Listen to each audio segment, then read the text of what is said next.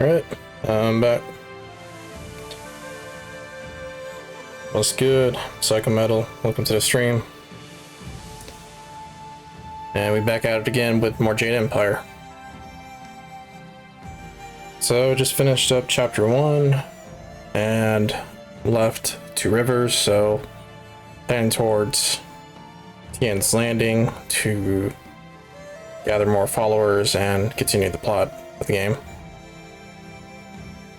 Alright, let's get it.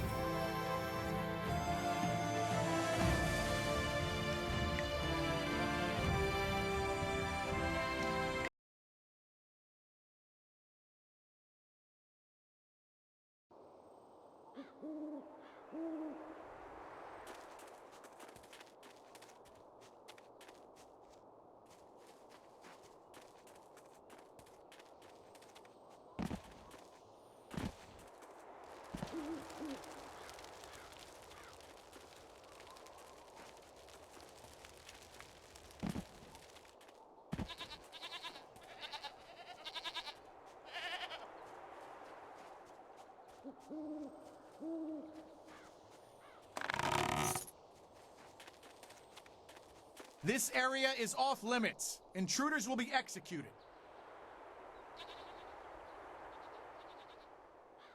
I go where I like. Impudence. We have orders from Death's Hand himself, peasant. All intruders die. Leaping tiger.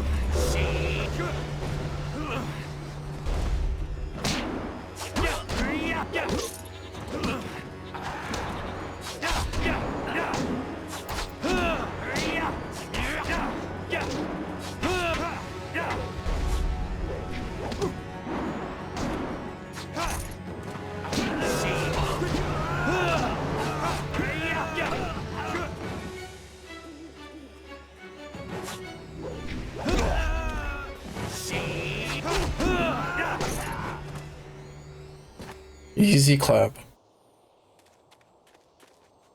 Wait, stop! I'm not your enemy. I swear by my ancestors, I'm not your enemy. I'm not even a soldier. Lion Cur, you die now. Wait, please, listen. My name is Tien, a simple peasant from the village of One Stone. Surely you can tell by the way I stand that I've had no training. These soldiers passed through my village a few weeks ago. One of them angered the Lotus assassin who was in charge, and the assassin killed him. As I was coming back in from the fields, they grabbed me to fill his place. They put this uniform on me, bloodstains and all, and told me I was in the army. Do I make an exception for this innocent guy, this villager who just was at the wrong place at the wrong time?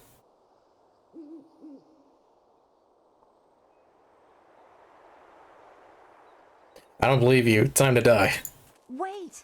This man is just a poor peasant. Show some compassion. At least hear what he has to say. He served our enemy. He deserves only death. I may be easy prey for one of your might, but I will die with honor. Leaping tiger. So you attack me first, not as self-defense.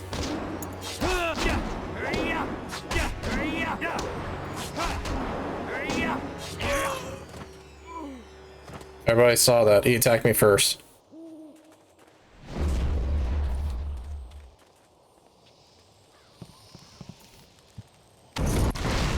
Ow. It's a bit of karma right there. That's gotta be a quest item. It's not.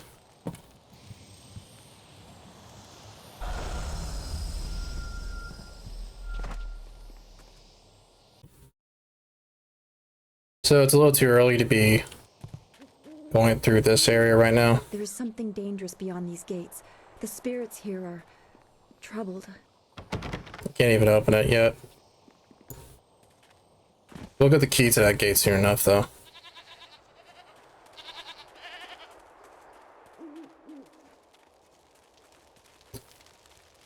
And let me just say this right now. I normally don't do Way of the Closed Fist. in these playthroughs, I just can't bring myself to do it consistently. Ah, you found your way. Good. I decided there wasn't much point in staying with the flyer. It's not going to get much worse in my opinion. Here, I salvaged this gem out of some sort of power source. I imagine you will have some use for it. Now that we're here, we should see if anyone knows anything about flyers. Maybe whoever's in charge of the town can help us get underway again.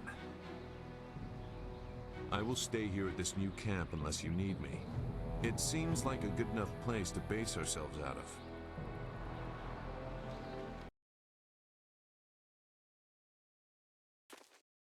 Because I will admit that a lot of the way the closed fist options seem a little way too unrealistically cruel.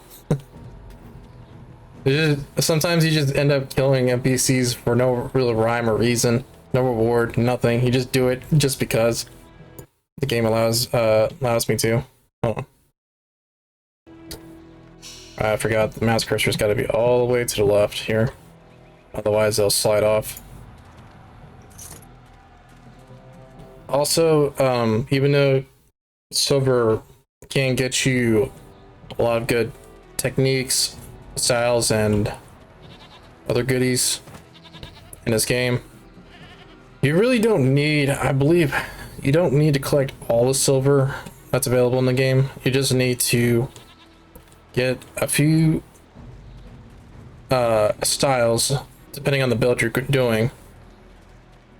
For weapon style specifically, there's a bonus you can get depending on which type of weapon you like to use anyways, once you get to the Imperial City. But otherwise though, I think the most expensive items you can buy in this game are actual other fighting styles, and each of those cost 10,000 silver.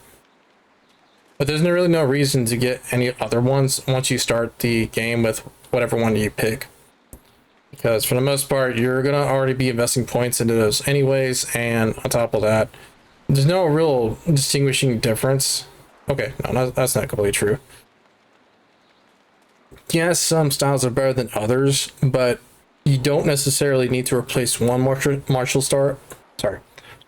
style with another one just because you picked let's say 1,000 cuts over light demon, and vice versa. I can't believe Two Rivers is gone. It was home. The people there were the only family I've known. And now, they're all gone. I understand, Dawnstar, but the path you are on may lead to even darker places. You must prepare yourself. I don't want to think like that. We will set things right. We have to.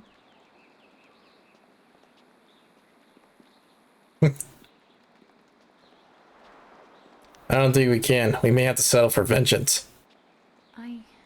I know. I just wish there was a way to put things back the way they were.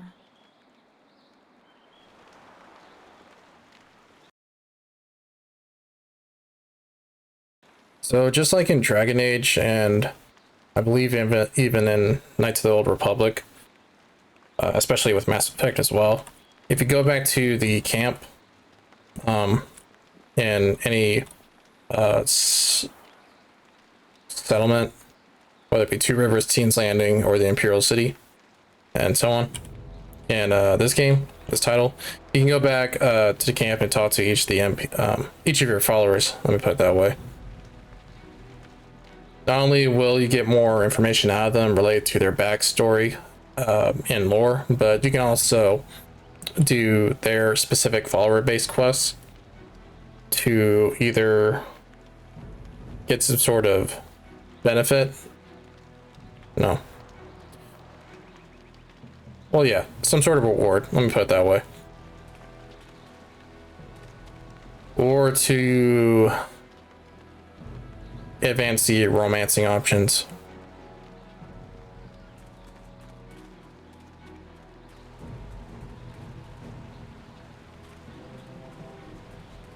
I might do that with Sagacious Zoo right now, just to show an example. Yes? Is there something you want? I have questions about you and the Lotus Assassins. I can assure you that I no longer share an allegiance with them. It was a short dalliance that ended on poor terms. How can I be certain of that? You can't, but if the Lotus Assassins wanted to get a spy close to you, they would not use one who bears their stained hands as openly as I. I also doubt he would announce his former status, and if he did, he would probably appease you with something more detailed than, "I don't want to talk about it."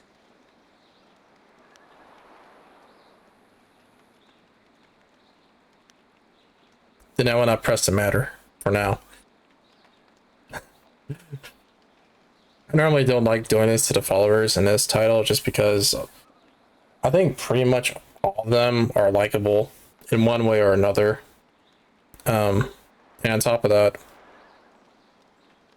I know for a fact that one specific follower, I can imagine him being a really good homie if he existed IRL. Then I will not press the matter for now. I'm not concealing anything that will harm you or your cause. You and Dawnstar have my full support, but my past is my own affair. What do you think about our current situation? I won't get in your way if you don't get in mine. I have nothing more to say about where we are. I have questions about our enemy. Our enemy? The sure sign of an effective fighter is that he has many enemies. Which are you most curious about? Tell me about Gao the Greater. A small man. He bears a grudge against the world because his wealth cannot buy him the status he wants. At least that is my estimation of him. If we encounter him in his holdings near Tien's Landing, I doubt he will be very welcoming. Not after he learns the fate of his son. I want to know about the Emperor. You name the Emperor among your personal foils. You have a grand opinion of yourself. Don't be so quick to link Sun High to the destruction you have seen. Death's hand may still answer to him, but it is a long leap from that to assuming the Emperor approves of what the Lotus Assassins have done. Seems to me that either he approves or he has lost power. Both of those possibilities will be hard for people to swallow. The Emperor is the Emperor. He is above weakness or viciousness. To question that is to question the nature of the Jade Empire, and not many people are willing to do that. Why not? The Emperor is the foundation upon which we build. If he is weakened, we all fall. Tell me about Death's Hand and the Lotus Assassins. There is little to tell that would affect you now. The Assassins are fanatically loyal to Death's Hand, and he uses that influence to do as he wishes. He also controls the Imperial Army, but they are no longer in his favor, it seems. Mere guards in comparison to the Assassins. Death's Hand was just beginning his rise to power when I left the Lotus Assassins. I do not know much more about him.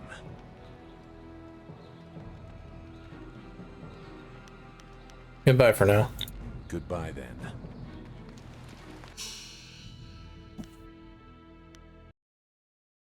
Gotta do something real quick.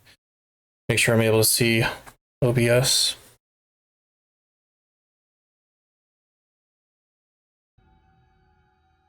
Come on, man. It's not what I wanted.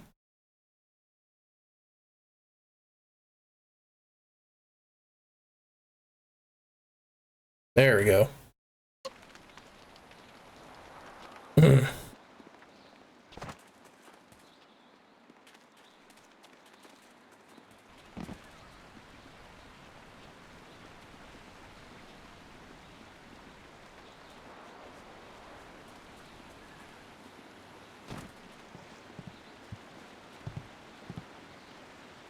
Nara earphonia wonu kanawa ofa ear kanawa wonu.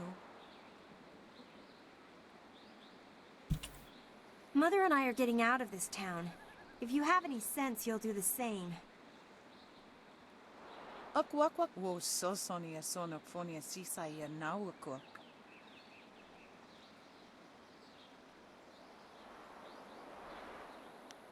Just be unreasonably antisocial about it. Your warnings won't scare me away, peasant. Onuyo we okuyu yofu saya shafatuyu.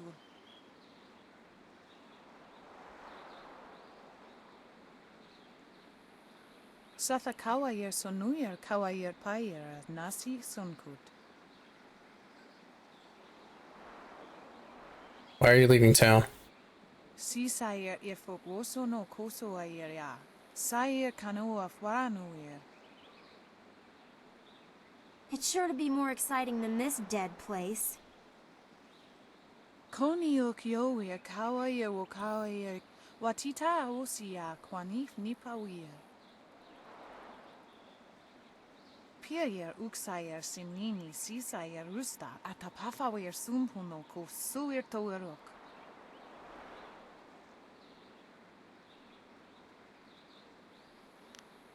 Your cowardice endangers your daughter. Fleet peasant. Sisayer ifogoso no koso ayer ya. Sayer kanoa fwaranuer.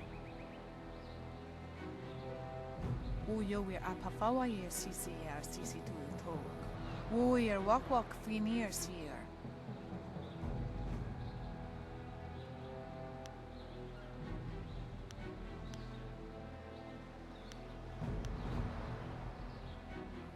So you take the coward's path into worse dangers.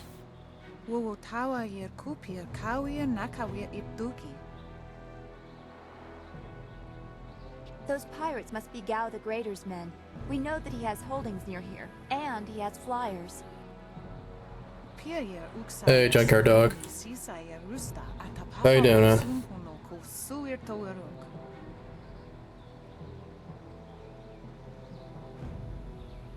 Sisayer ifogoso no koso ayer ya. Sayer kanoa fwaranuer.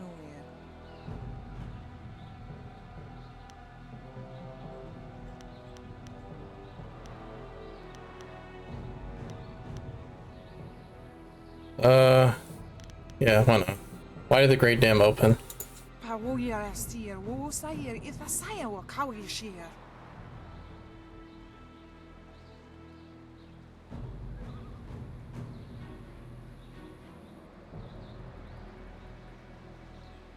The dam is open. Why is the river so low? Wo tawa yer kupir kawir nakawir ipduki. Wo nipier uksayer sisini nisayer busta. Wo ifuer uksunuk no kawayer.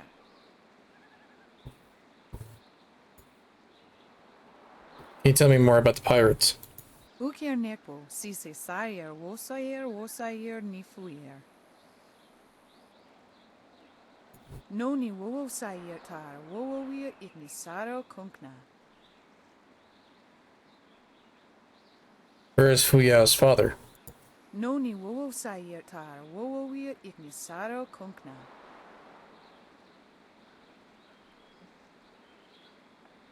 Uyo wir apafawayer sisier sisitu tok. Wo wir walk finir seer. They're leaving pretty late in the day because the sun is setting.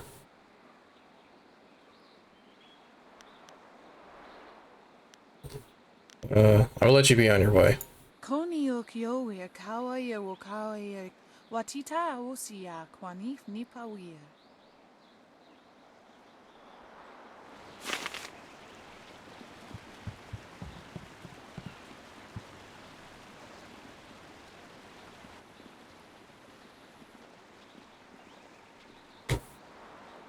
Out of our way, woman. In this town, we don't step aside for you. You step aside for us. The peasants of this village may cower before you, but I do not. If you are smart, you will apologize for your behavior and walk away. Don't tell me what to do. You think I won't hit a woman? You have to learn your place. This whole town has to learn its place. What are you looking at? This doesn't concern you. I just want to watch while you rough her up. You've got a smart mouth. Let's see how smart it is after I knock out all your teeth.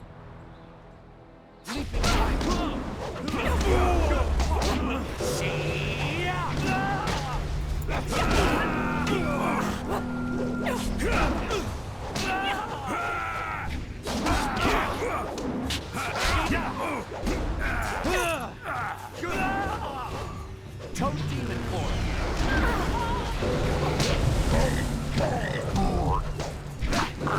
I knew that was a bad idea. That's why I didn't want to do it at first. Basically, I've learned this. When it comes to transformation styles, it's better to attack while in focus mode because the... Oh man, don't tell me I didn't save for all that. Hold on. I did not. Okay. That's fine. I'm just gonna continue. Anyways, there's no way to increase the speed of the transformation style attacks. So, not through the leveling up system anyways, like you can with the other styles over here. Well, not that. See, there's no way to increase the speed of those attacks. So pretty much the only way to attack without having to worry about the slowness of the attack animations from transformation styles is through using focus mode.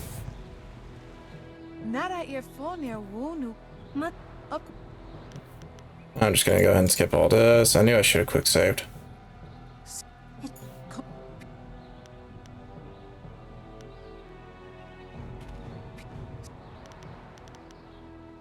There we go. Yeah, my bad.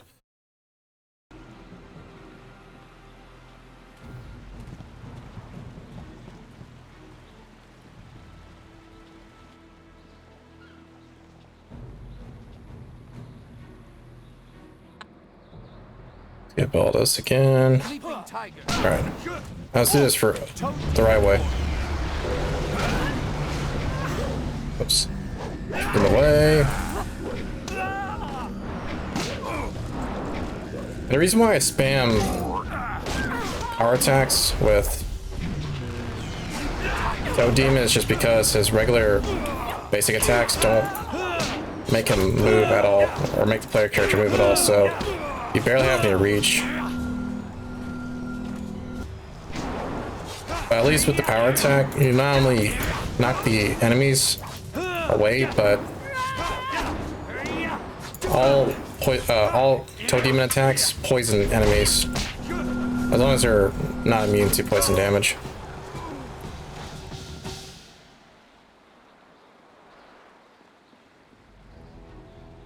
I was back at the camp when I heard the sounds of battle. I got here as fast as I could, though obviously I arrived too. Hui, what are you doing here? It's been a long time, Zhu. I haven't seen you since that night. I did as you asked. The child is safe. I made sure of that. I know. After we spoke, I followed you. I wanted to be sure she was given a good home. You did well, Hui. So it's pretty much hinted at throughout the playthrough that these two know each other. Well, rather, he knows Dawnstar. I guess that's kind of a spoiler, but I mean, it's heavily implied throughout the playthrough, so I'm just gonna go ahead and say it now. Hui and I knew each other long ago. She was a soldier, and I needed her help. There was a child, an orphan. I knew Hui could find a good home for her. This doesn't really concern me. Yes, those are old worries. Thank you for your actions today. Even if these men were no real threat, just simple sailors frustrated at the shallow river that holds them here. There are pirates in the area, and they pose a far greater danger. You will likely encounter them, especially if you are the one I am waiting for. As Sagacious Zhu mentioned, my name is Hui. Tell me, young man, what is your master's name?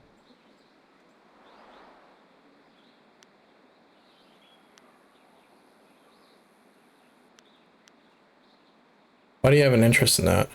I am charged with finding the protege of a dear friend. With the river preventing travel, you must be from further out on the borderlands, the direction he said to look. After seeing you fight, I have no doubt. I fought under his command. I see his teachings in your moves. Sun Li is your master, and you are the one I am to meet. So it's true. Master Li really is the Emperor's brother. I wish I had known. He is gone, isn't he? Taken by the Lotus assassins just as he thought. He knew they were always searching. They are right to fear him and his legacy. The glorious strategist was certain the path to the Imperial City would bring you here.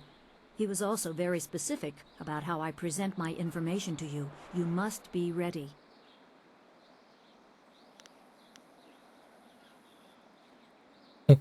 And this is funny. I think someone in the development team realized this just seemed way too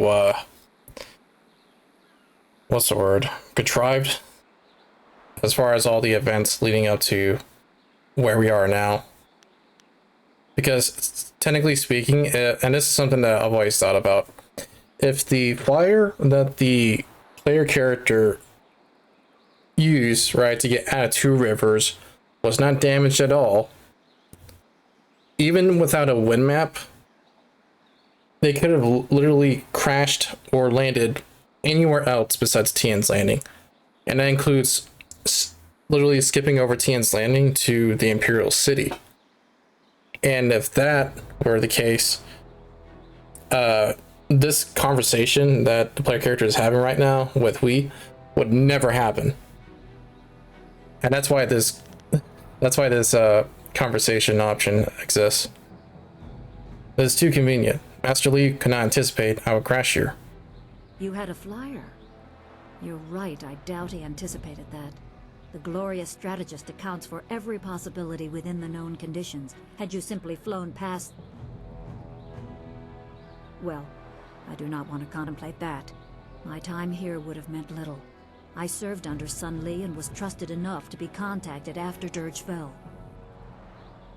He told me of the weeks-long siege and how spirit monks were slaughtered so his brother could take their temple. It was madness. The Emperor killed the water dragon itself. The water dragon. The shepherd of the dead, a goddess of rebirth. To try and steal her power, to even think it could be attempted. Has any mortal ever shown such arrogance?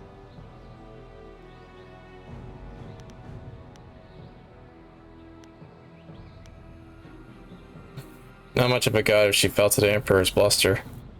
There are many beings that exist beyond our experience. The heavens are governed by a celestial bureaucracy. Each facet of existence is managed by a specialized attendant.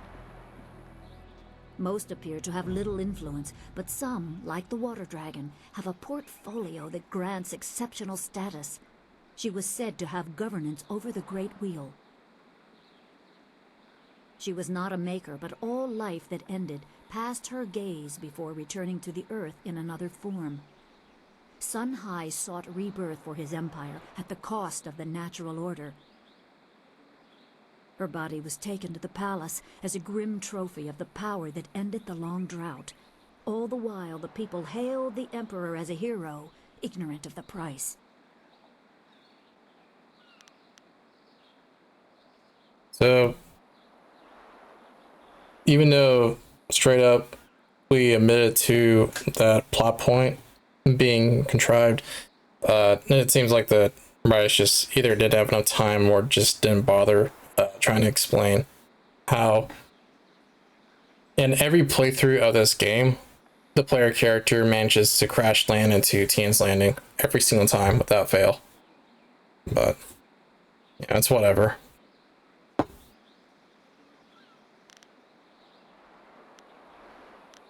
There's going to be a lot of exposition dumping, by the way, in Tien's Landing. Once we get to the Imperial City, you don't really have a whole lot of this going on. But just for the sake of this first time playthrough on stream, I'm just going to go ahead and ask all these questions. The Emperor destroyed my people to take the Water Dragon's power. Even a god is not invincible. They have their place and it can be challenged. Sun Li could not stop the slaughter of the spirit monks. He fled the battle with you in his arms. Most believe Sun Li fell at Dirge, a lie spread by the Emperor. A handful of us knew that he lived, and we also learned the terrible price of his rebellion. Li's wife was with child, his daughter born in the Imperial Palace while he was at Dirge. He never saw her. Within weeks of the siege, the Emperor had Li's family executed. Executed? Murdered? The Lotus assassins would have cut them down. A mother and newborn child. I have no doubt that order came from Death's Hand himself.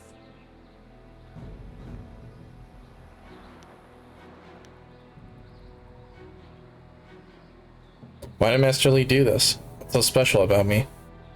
He probably didn't think his family would be harmed, but even had he known, he might still have saved you. Li knows you have a destiny to fulfill. You're the last of your kind. The natural order has been disrupted. There is much to say, but first I was instructed to impart some very specific knowledge. Your master was very clear. You can trust we, so I don't think there's any reason for me to stick around. I'll be back at the camp if you need me. Zhu is an honorable man. Not a good man, perhaps, but an honorable one. Now to your training. A brief description will reinforce in your mind the style you saw me use. So I personally don't like Spirit Thief. It's basically a support style, which I already don't like. Most support styles, save for one, an entire game, are completely useless. Spirit Thief is, in my personal opinion, still not a very good style to use. And I'll explain that later. And pretty much almost every playthrough, even the magic style playthrough I did, magic style build that I did my last playthrough with this game, I didn't bother using Spirit Thief. It's just much more practical to have Dawnstar in a support, to have Dawnstar passively regenerate my chi in fights. That way I don't have to bother switching styles to Spirit Thief and essentially deal no damage and risk getting hit while stealing the chi from enemies, right? And end up having to use said chi that I gained from hitting them while also getting attacked at the same time to heal up that damage, basically giving me a net profit of 0 chi or less, or even going into the negative because I'm having to spend more chi healing from taking damage that I'm actually getting back. And unfortunately, there's no way to increase the amount of chi you get when you're leveling up Spirit Thief in order to make the style more useful. So that's why I always just get Dawnstar as my follower instead whenever I'm doing a build relying on chi, like transformation styles or magic styles. Anyways, I'm just going to show off and demonstrate exactly what I'm talking about. Didn't we talk about the Water Dragon or rescuing Master Li? Everything I say is at the behest of your master. These lessons were withheld so you would be ready for the attention they will bring. I must train you in Spirit Thief. Magic and weapons tire you. Draw on them too much and you could be left defenseless. Spirit Thief restores your chi, prolonging your ability to fight or ignore wounds. It is especially useful when enemies are immune to basic martial attacks, when you must use magic or weapons. It can even immobilize a foe, allowing time to recover even more. This short lesson should be enough for now. Come speak with me in the tea house. We will talk of your master and more. Yeah, and she just automatically gets Spirit Thief.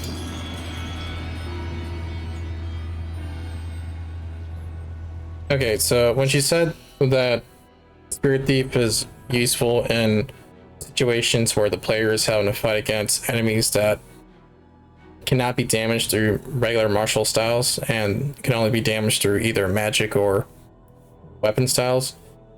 The only enemy type that applies to that she's describing are golems, and even then that's in the last third of the game, and I believe you only fight up to, I think, 4.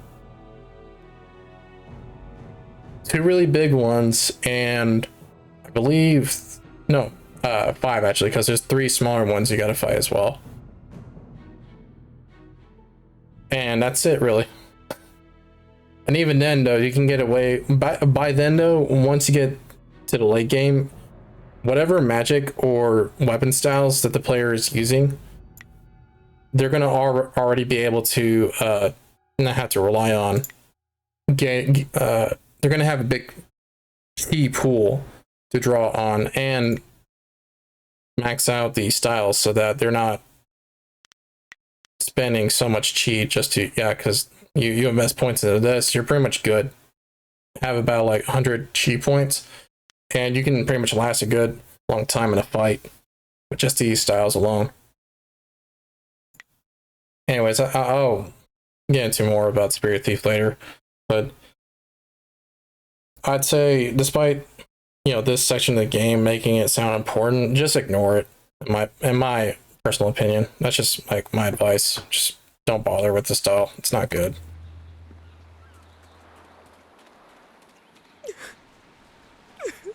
What am I going to do? My poor Bay. Please, please excuse me. I know I shouldn't be crying in public like this, but I just can't help it. This is such a douchey thing to say. Your sobbing is annoying me. Of course. I didn't mean to disturb you. I'm sorry. Please, I don't want any trouble. I've got enough trouble as it is. Just keep it down. I am sorry, Great One. I humbly beg your forgiveness. I'll try to cry quietly. I'm surprised you can't actually just prevent the quest from being obtained like that.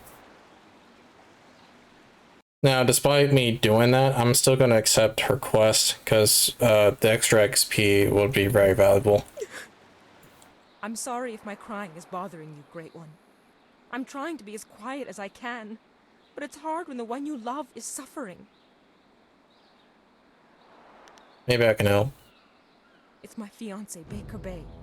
Every day a group of thugs attacks him and beats him up. He tries to avoid them, but they find him wherever he goes. The beatings are getting worse. I'm terrified they're going to kill him.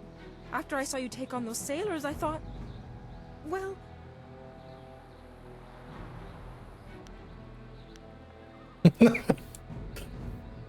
How much can you pay me?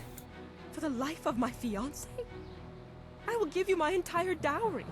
Bay is a good man who will marry me even without it, and my dowry is a small price to pay to keep him alive. It's a deal. I'll take care of those thugs for you. Thank you so much, kind sir. You don't know what this means to me. If our firstborn is a boy, he shall have your name. Bay is down at Beggar's Pier right now in the southeast corner of town. If you hurry, you can probably get there before the thugs attack him today.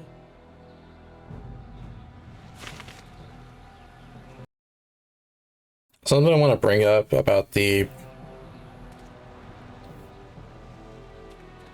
trend in the 2000s, specifically in animated shows back in the 2000s, both on Cartoon Network and Nickelodeon here in the West, is there were a lot of shows that were commonly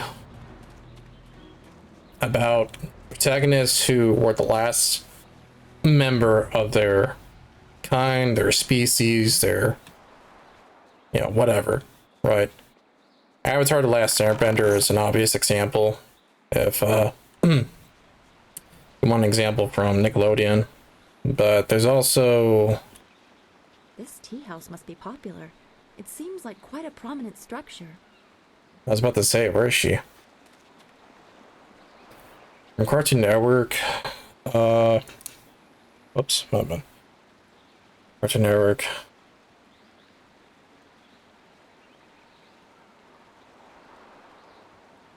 I know there's an example. I'm just trying to think of one right now. I guess you could say Samurai Jack is an example too. He's not necessarily the last of his people. He just got flung into the future, and he's the only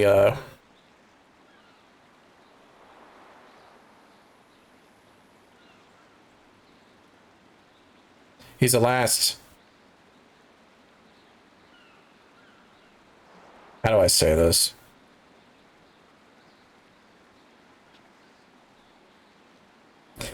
Basically, a lot of the citizens of the original Samurai Jack series are usually either aliens or some sort of mechanized animal. And if it's not that, it's just straight up robots. I want to say he's like the only normal human. I mean, the Scotsman is an exception, but the Scotsman, as far as I know, he has a bionicle leg or foot, if I remember correctly, or was it his hand? Anyways, basically, this trend in story writing for a lot of animated shows back in the 2000s was very common. I'm surprised though that has not been brought back in a while. But it does make me wonder though what was the cause of that trend in the first place.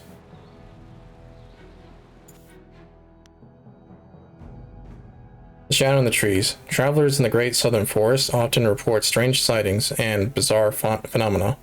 Aside from the hospitality of the Pilgrims Rest Inn, the forest is nearly entirely a wilderness, and the verdant canopy of the forest hides wonderful and fearsome creatures unlike any seen anywhere else in the Empire. The strangest tales are those of a shadow among the trees that seems to follow visitors to the forest. Philosophers hoping to reflect in the peace of the forest often report feeling watched, and patrons of the Pilgrim's Rest Inn claim to have seen a strange silhouette darting among the trees. Despite the apparently otherworldly nature of this figure, those who witness it sense no aggression and attribute it to the mysteries of the forest. Let me set up real quick. There we go.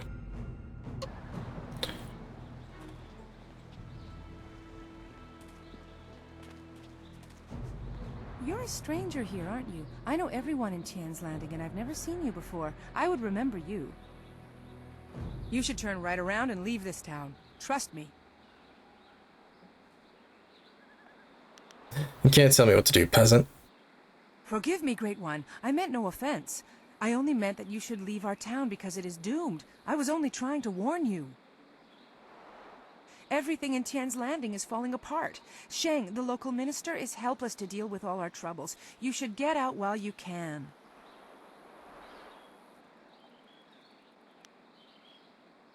And, let's see. We already had this conversation with the other couple of ladies, so I'm not going to bother asking her all this stuff. But I will ask her this. Who are you? I am Gufu, Great One. Some call me Gufu the Sweet, though I don't know why. I usually smell like the fish I sell. Perhaps they are making fun of me. But now, there are no fish to sell. I have lived in Tien's Landing all my life, but now, I'm ashamed to say, I wish I lived somewhere else. Goodbye. Goodbye, mighty stranger.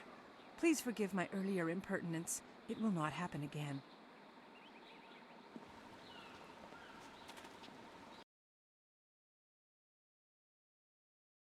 I guess while I'm on the subject of animations and such, I did watch recently the third Guardians of the Galaxy movie. And this is coming from someone who normally doesn't watch movies anymore, and especially Marvel movies. It was pretty good. It was pretty good. Don't get me wrong. It's just that I've noticed movies tend to be way longer than I remember them being. I believe that movie is at least, it's minimum 2 hours long, which when I was growing up, movies tended to be at least, on average, I should say, somewhere between 60 and 90 minutes long. So an hour to an hour and a half. And I believe this is the second Marvel movie I watched recently where it lasted longer than 2 hours. I think it was somewhere between 2.5 to 3 hours long. Now, unlike the previous movie I watched before Guardians of the Galaxy 3, I will say this, that movie did not seem to have wasted a single minute of my time as far as establishing exposition and action and all of that. Most of the time. There were some moments that I believe could have just been cut out, but they were few and far between. So I recommend watching Guardians of the Galaxy 3 if anybody's still on the fence about watching that movie. There are ghosts wandering the land. I won't leave my house after dark.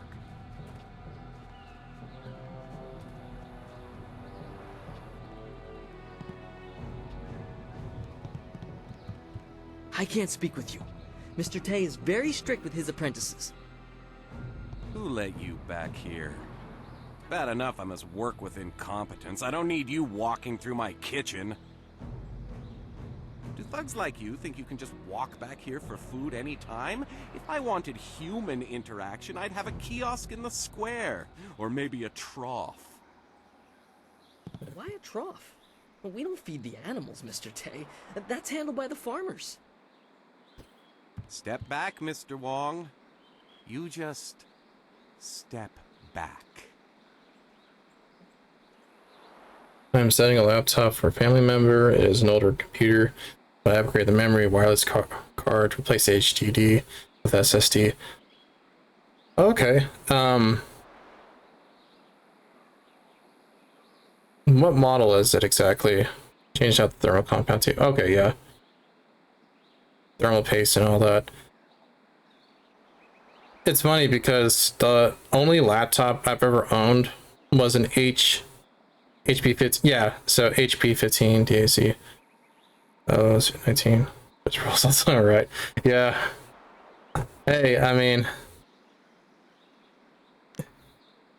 well, it's funny you say that because the only laptop I've ever owned and had for throughout college was an HP 1200 or no, it was either HP 2000 or HP 1200 notebook laptop, and that was a 2012 model. Now the only reason why I don't have it anymore was just because I finally got this PC, built this PC. But it's cool that you're able to change parts out, because that's something that I would have done had I still had my old laptop. Unfortunately, well, I wouldn't say unfortunately, but I did donate it to someone who needed it more than I did. GD with SSD. Did you install Windows 10 or 11 on that, or did you use Linux? Because I know for my old laptop, when I kept forgetting to update after I got my PC built anyways, I forgot to update Windows 8 to Windows 10, and unfortunately the operating system bricked on me, so I had to install Linux onto it in order to get it running.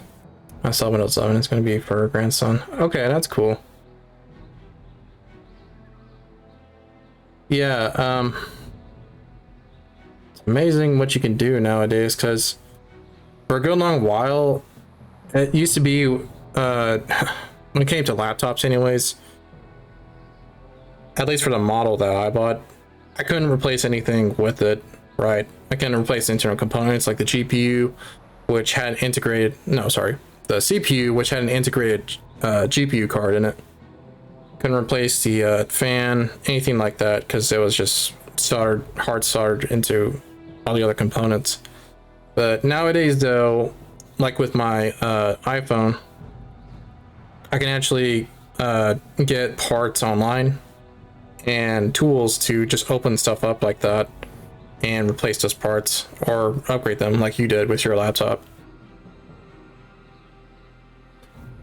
How well does that run, by the way, Windows 11? Because I still use Windows 10, but that's just mostly because I normally don't like to jump onto new software that has just been released. I usually like to wait until all the bugs get fixed and, you know, more development gets done so that it's a much better product to use rather than just use it immediately after beta. I was considering throwing out these extra wireless cards I had, but no use for them. I cannot sell them for profit. I got that now they came in use for this computer. Yeah, that's just how it is, right?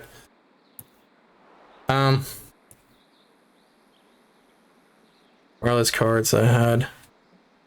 I do have a Linux wireless USB card, a wireless internet USB drive that I wanted to try on my old laptop, but like I said, I donated it before I could use it on that. But I might try on my PC if I once I wipe my first SSD clean of Windows 10 and install Linux on it.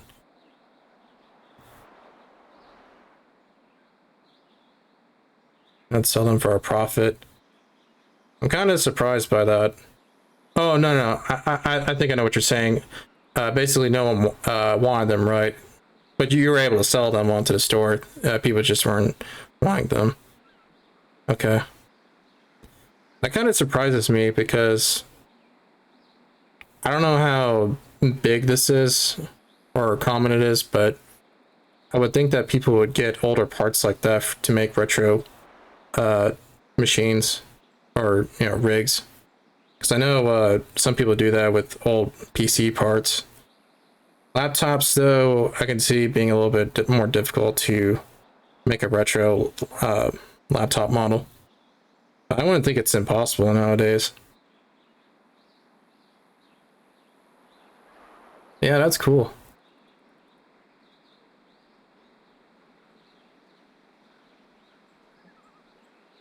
I cannot believe I had that laptop for what, 4.5 years? Because I got this PC in 2019 and I got that laptop, I believe, in 2014. So by the time I already got it, it was already 2 years out of date. But it got me through. At least now your relatives, your relatives able to have something that they can work with for a real long while. It's funny because I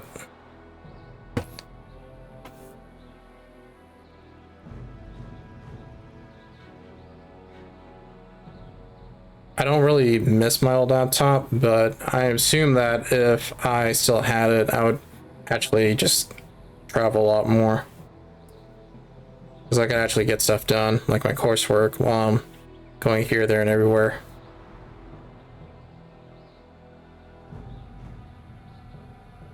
Makes me wonder if I can do something similar if I get a old model like that off of eBay or something and just upgrade it myself. I know for iPod specifically, my bad, I mean it like that. I was watching Ill Will Press, their channel on YouTube, and there's a video on their channel where they were showing up. I can't remember if it was either a clip or if it was the entire stream, and I just happened to watch it up to that point, but they showed how they can add SD cards onto an iPod to increase the amount of storage space. I can't remember what storage space was. It was either 40, no, it probably had to be 40 gigs on each SD card. Don't quote me on that. and they were able to fit 4 of them onto the iPod, that old Apple iPod, and get a lot more storage space to put music onto it.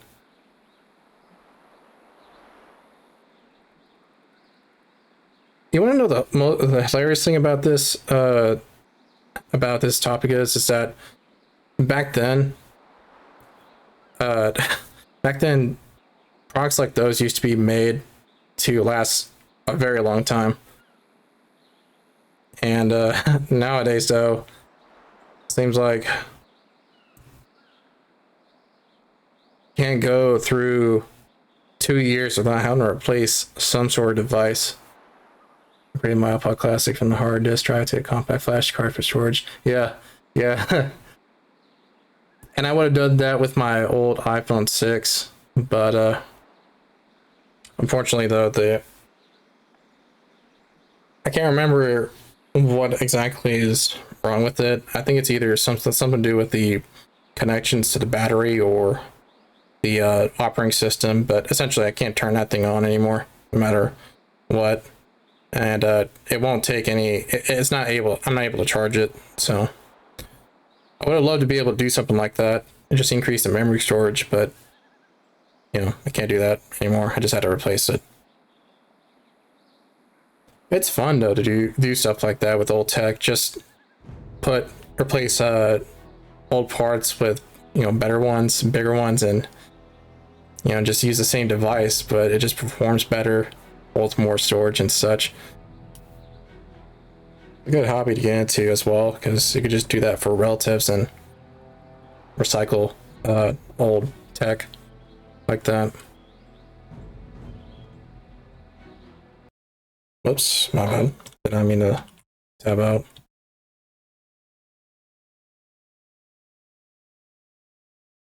Oh no. Oh, okay, now we're good.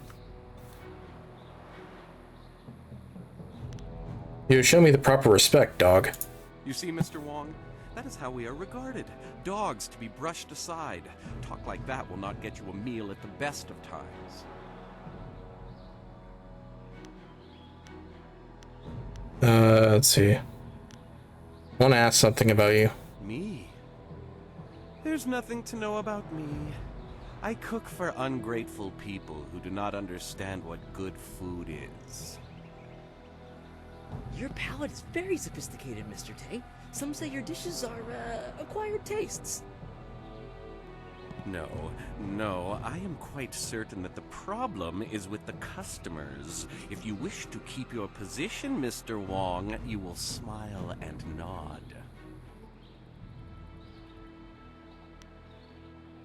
I need information about Tien's Landing. Then go walk around it.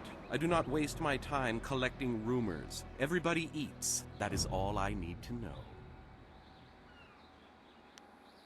What do you know about the spirit world? The spirit world? You are talking about stories for children. I believe what I see. If I see it, it is real. Very simple. If you want some deeper discussion than that, go to a temple. Me, I will stay here and cook for the living.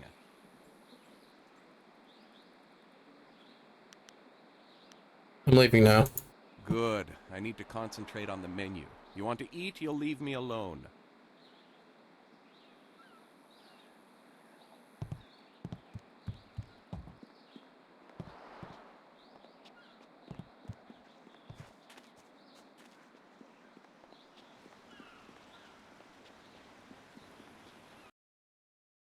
Speaking of placing parts for computers, I still have yet to place my graphics card and processor for the current rig I've got.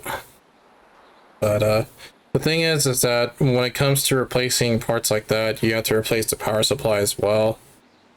And if the motherboard is out of date with the newer parts, or not compatible with the newer processor and graphics card, then you're gonna get a new motherboard.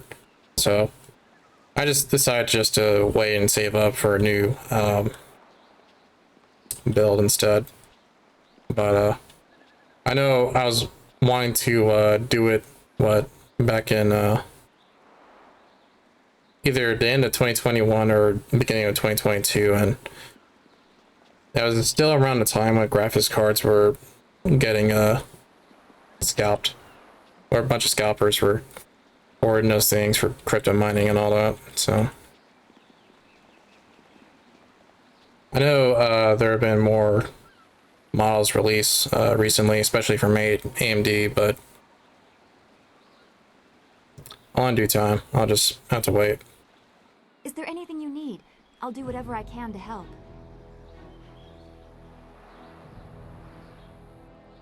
I'm interested in how you are, Dawnstar. Is there anything bothering you? No, I didn't have anything pressing on my mind. Although your company is always welcome. We seem so far from anything familiar. Strange enemies, troubling plots. I will be glad when we can leave this place to find Master Li. Goodbye for now. Be well, my friend. Here's something that I don't understand about Dawnstar. And the game, the writers of this title anyways, made sure to be as vague as possible about this. But the protagonist of this title is a spirit monk. So it makes sense that they have a natural link to the water spirit and the ghosts that roam around in the world of the living, right? But when it comes to Dawnstar, she has a natural aptitude for chi and magic and all that, and is able to see and talk to spirits as well. But as far as I know, there's no evidence that she is also a spirit monk. And while characters in this world, in this universe, according to the lore of this title, don't necessarily have to be a spirit monk in order to do all that, right? It kind of makes me wonder exactly what her deal is. Now, because she was an orphan, she herself doesn't know either. So it's a bit unfortunate, but she's probably the most mysterious character of all. Because with every other follower, you get to know their backstory. But Dawnstar herself is the only follower that I remember anyways, where there's not a whole lot of information to go off of to decide whether or not she herself is also a spirit monk.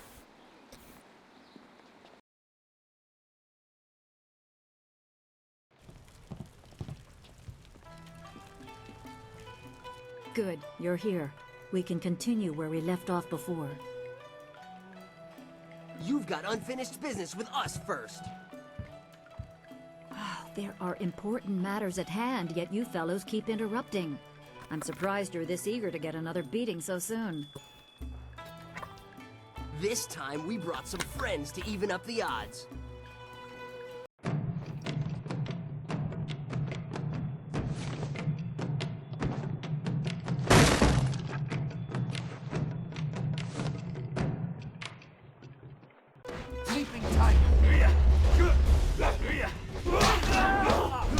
Alright, let me just go ahead and demonstrate what I was talking about with Spirit Thief. I'm just going to go ahead and use it right now.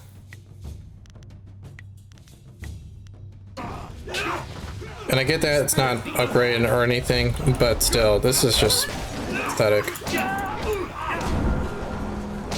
So again, it's a support style, so it's not going to deal damage.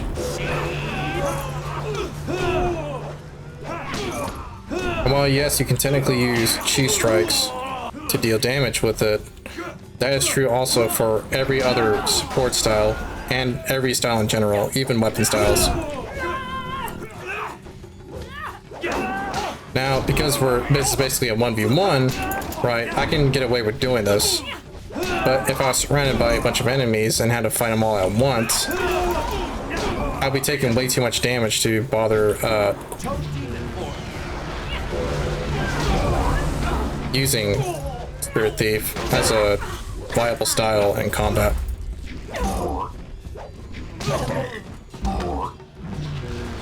And don't get me wrong, transformation styles aren't necessarily good either, in my personal opinion, but... You certainly look like Lee's top student, though there's something odd about how you fight. I can't put my finger on it. It doesn't matter. The sailors won't bother us again. We can get back to business. Sun Li gave me instructions to await you if if anything should happen. I have prepared for this day for well over a decade. Try to speed this up. I have other things to do. Let's at least hear what she has to say. How are we going to rescue Master Li if we simply charge ahead without thought?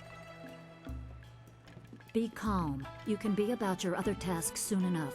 For now, I have important things to tell you, so listen well. Sun Li asked me to seek a piece of a special amulet he wanted you, his prize pupil, to have. It was broken apart and scattered when the Spirit Monk Temple fell. He intended to, and I assume he did, give the main piece to you. Rumor placed a smaller part with a fleeing apprentice monk, but it had been some years and the trail was cold. Can we speed this up a little bit? Where's the monk? I eventually learned the monk had fled to Old Tien's landing. He was there a year or so, but died of lingering injuries and was buried with his possessions unsorted. It was rushed at the time because the new dam was due to close and Old Tien's would become a watery tomb. The amulet was beyond reach, so I came here and waited. Now the Lotus assassins have drained the lake and exposed the ruins of Old Tien's landing. It seems they are searching for this piece of the Spirit Monk amulet too. How do they know about it? The Emperor is privy to much. I don't know his motives, but any aid to you is likely a threat to him. You must go to the ruins and find the amulet piece meant for you. What if my flyer had functioned properly? You'd have waited for nothing. See, exactly, this is what I'm talking about. Even the writers realized that they kind of screwed up when they, basically, you know, did this whole crash landing thing. Now, it would have been different if this was a, if Sagacious Zoo knew he should take the Protag and Dawnstar to Tien's Landing, right? Because he knew we knew Sun Li, so therefore Sagacious Zoo might have even known who Sun Li was in secret, right? And therefore, basically, if Sagacious Zoo knew who Sun Li was, Master Li was, he would have taken these two to we anyways, and it would have made a lot more sense, because at this point, even if the flyer crash landed into Tien's Landing, it wouldn't have been by chance that they met we. It would have been an actual intentional, basically it would make a lot more sense as far as the plot goes and the events that transpire up to this point. But for some reason they didn't do all that, and now we got this. I choose to believe that my service was valuable and vital. You would have come here eventually. The amulet would draw you at least. And she is right about that. So it is a plot point where the amulet of the Spirit Monk has to be completed, but still, I mean, again, if the protagonist ended up crashing anywhere else, including the Imperial City, then the player would have had to backtrack Tien's Landing, since Tien's Landing is near two rivers, just to get this last piece of the amulet.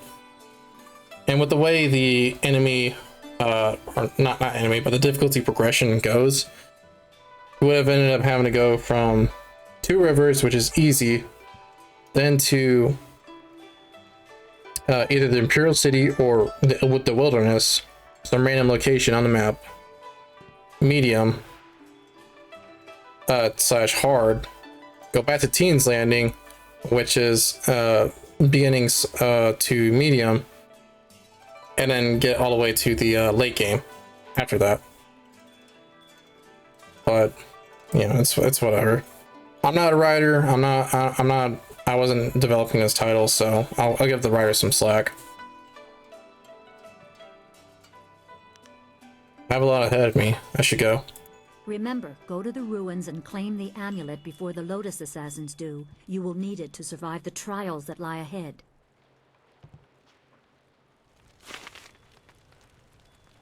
I just put the mic a lot closer to my face so I can just lean back in my chair. I'm tired of hunching over. It's not good for my posture anyways. Alright, leveling up time. Okay, increase chi this time. 5 style points. And again, I still want to max out martial styles first before maxing out any other styles. Yes, I know I said this was going to be a transformation style build, but you gotta be practical with this kind of thing, because in my last playthrough, when I was doing the magic style build, I did it the other way, where I made sure to dump all my style points, sorry, into Ice Shard, and more times than not, the fights ended up becoming incredibly longer or more difficult just because I would run out of chi eventually and end up having to resort to a lackluster martial style just to bail me out. So just to keep the progression of the game flowing more smoothly, I'm just going to do it the way I'm supposed to do it. Speed increase. Well, this is an exception. Speed's not really all that important because you don't get much in the way of speed. Like, it increases by 5% increments compared to 25% of damage. And even though this is not quantified, I assume it's also done like through 20% or 25% increments for chi damage. But we'll do this time. Let's see, 5 minus 4, that's 1. Let's just do this instead. There we go. 10%, that's still better than 5.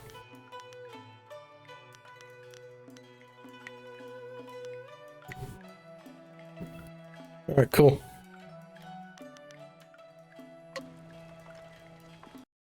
And you don't need to max out every type of style in a game. You don't necessarily need to max out a martial style, a magic style, and a weapon style, and a support style. You don't need to do all that. You can stick with whatever styles you find most comfortable.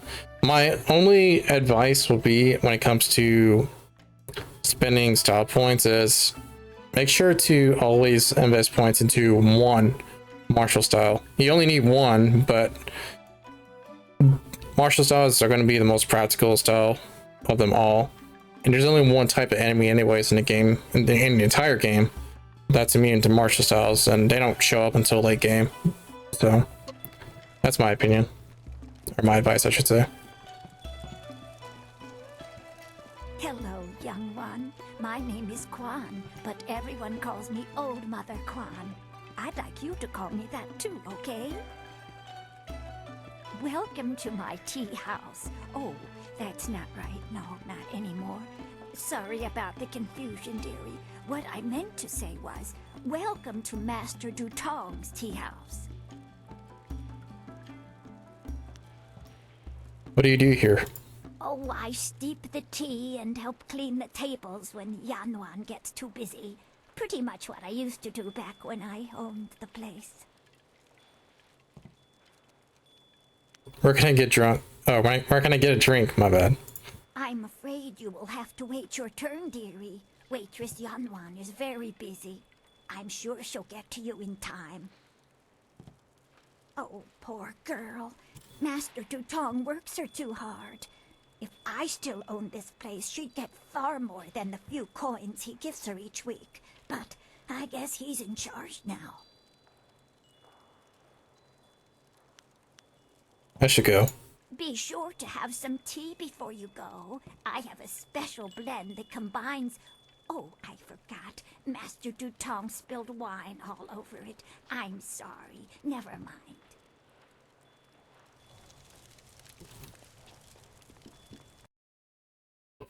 I do not like RPGs. I can handle Deus Ex and Fallout, but that is about it.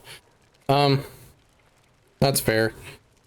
pretty much when it comes to RPGs, it's a very big time sink, and I'm not gonna lie, even this title, especially Jade Empire, especially in my last playthrough, I was getting towards the climax of the plot, and I was questioning how much longer am I willing to spend time playing this game, because RPGs, I will admit, say this, it's gotten better with more modern titles, but say if you play RPGs from the 2000s and the late 90s, the combat's pretty, I wouldn't even say basic, it's more of a,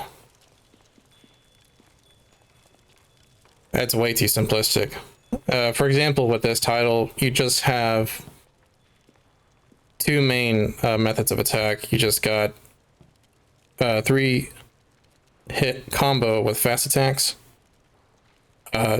strong attack that takes some time to charge up, and that's about it. And you just switch between different styles to get different effects from those two. So you'll just be spamming most of the time just fast attack all the time and doing 3 hit combos. So yeah, I can understand why someone doesn't like RPGs. If you don't really mind that, though, they can be enjoyable for like the story and plot and such, but honestly though, when it comes to modern RPGs, I just haven't really had much of an interest in those plots anyways, because they're either just bare bones so that the player can just make up their own story, Dungeons and Dragons style, or do it the other way around, where you have such a linear experience, like in this title and Fable, where you're just not given a whole lot of choices on what you want to do or roleplay as, and therefore you just really only get a choice between 2 different characters, either just straight up Paragon or Renegade, to use an analogy from Mass Effect. Whoa, I did not mean to do that.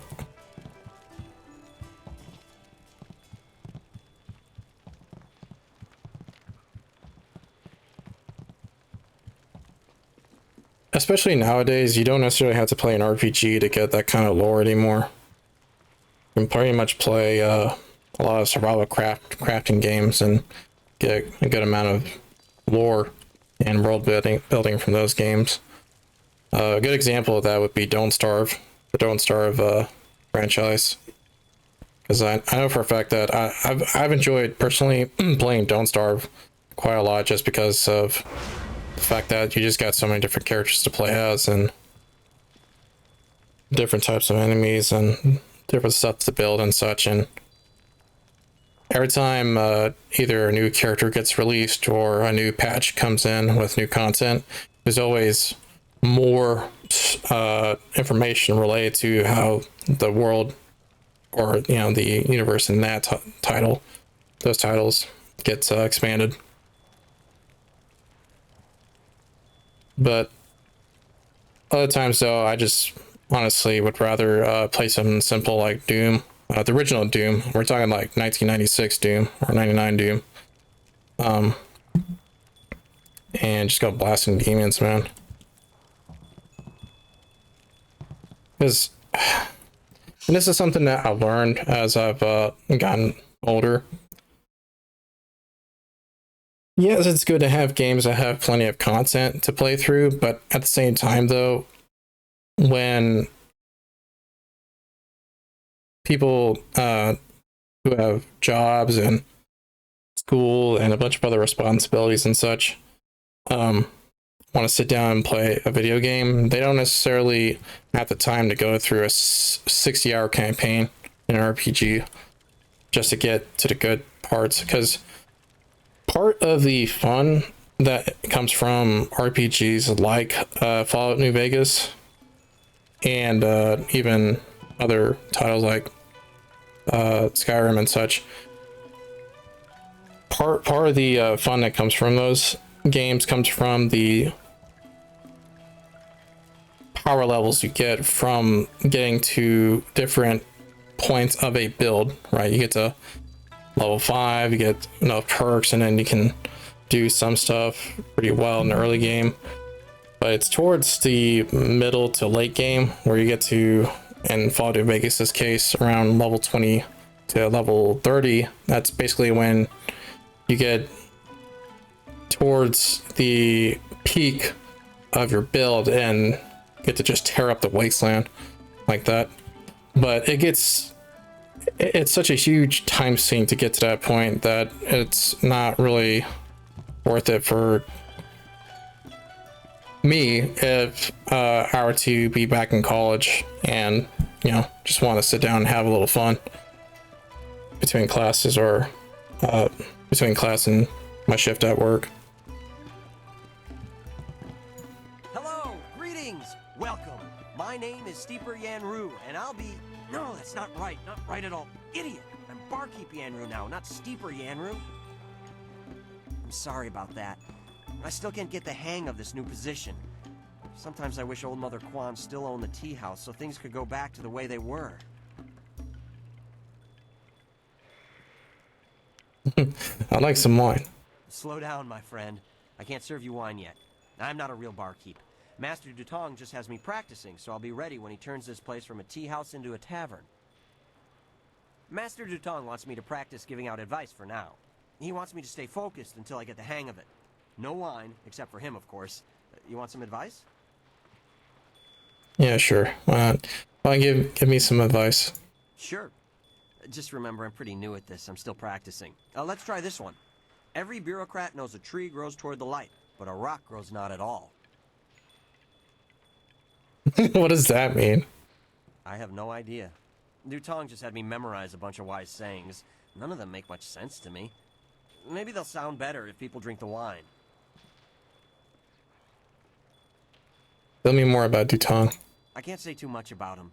He's my boss, after all. Mostly, he just sits in the corner and drinks his wine until he gets drunk. It's a shame Mother Quan had to give the place up. She didn't waste her days getting drunk, and she didn't make me practice giving out advice all day so I could become a barkeep. Give it up. What do you mean? It's complicated. If you want the whole story, talk to Old Mother Quan. I'll just keep practicing my advice. Give me some more advice. The wise man will always remember that falling leaves spiral downwards, but only until they rest on the earth. What does that mean? I have no idea. Dutong just had me memorize. Alright, you're just gonna say the same thing.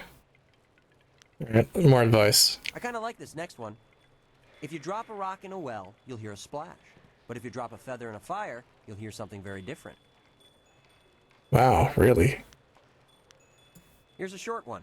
If you must sleep on the same bed, at least try to dream different dreams. I mean, I could see that being a metaphor. When one's foot knows what one's hand is doing, one is dangerous. But if the belly button has not been consulted, havoc will ensue. I'm pretty sure Dutong just wrote all these things down while he was drunk. None of this stuff makes sense. What's the word? Incoherent? Sorry, but Dutong only had me memorize 5 sayings. You bled me dry earlier. I have no more advice left. Is there anything else you need? Oh, you know what? Speaking of this, I don't know how this works, but I do want to try it. You got people using ChatGPT now. I know I've seen it with Skyrim, but I think some people are also using it in Fallout New Vegas as well. To have NPCs basically able to communicate with the player just about any topic. Or at least, instead of repeating the same several pre-recorded lines of dialogue that the original developers created for those NPCs, now with ChatGPT, they can create their own lines of dialogue and just say them whenever they want to. Which is cool, but at the same time though. Take care. If you ever need any advice, I'll be right here, handing it out like a barkeep should. Goodbye. I don't know how...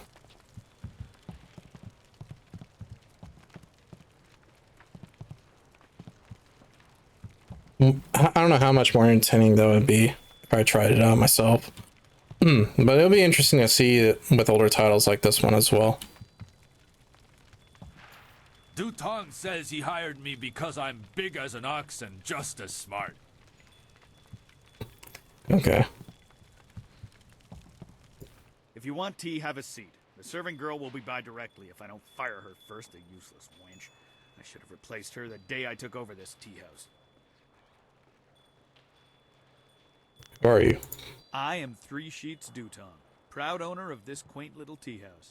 I recently acquired it from old Mother Kwan, the elderly lady steeping tea over there in the corner. Want to ask you some questions. You want me to throw this troublemaker out in the street, boss? Don't be stupid. You saw what this man did to those sailors. He'd leave you broken and bleeding on the floor, and I have no one to clean up the mess. Forgive my guard. His intentions are good, but he's a bit slow on the uptake. I'd love to answer your questions, but that would interrupt my drinking. I'm afraid that isn't acceptable. Yes, good. Go away. I haven't even started to feel the effects of my wine yet, and you're already giving me a headache. So even though technically helping old Mother Kwan give her Tias back, this little side quest will give me more open palm points. I'm gonna see if I can try to keep or let Dutong continue keeping this tea house, but completing the quest anyways. So, because I haven't done stuff like that before. Normally I just skip the side quest from doing Way of the Closed Fist, because, you know, for the most part, I don't imagine someone who falls away at the Closed Fist helping people out regardless of their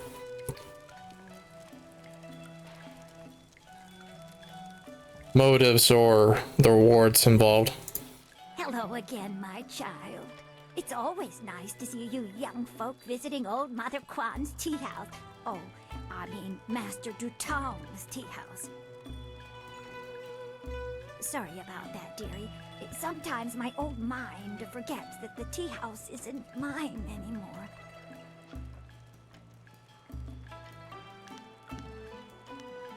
You used to own this tea house? Yes, I owned the tea house for many, many years. At least I thought I did. But then Master Dutong came to town with that imperial writ. Oh my, wasn't that a shock? Turns out his family owns this land. They have for hundreds of years. The land is his along with everything on it, so now he owns my tea house too.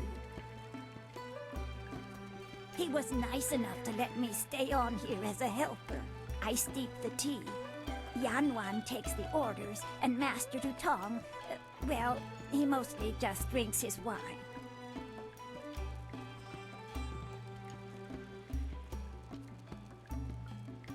Did you check the writ to make sure it's real? Now, why would I do such a thing? I can't even imagine anyone being so horrible they'd forge an imperial writ. No, I'm sure the land belongs to Master Dutong.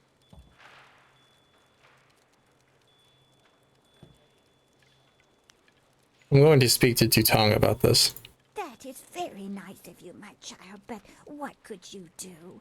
I would love to have my tea house back, but it belongs to Master Dutong now. You can't argue with an imperial writ. All this talk is just the rambling of an old woman. Put it out of your head and enjoy yourself. It may not be mine anymore, but this is still a fine tea house.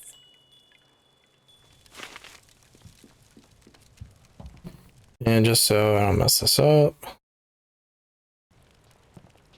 Hello again, a salutatorious greeting and welcome.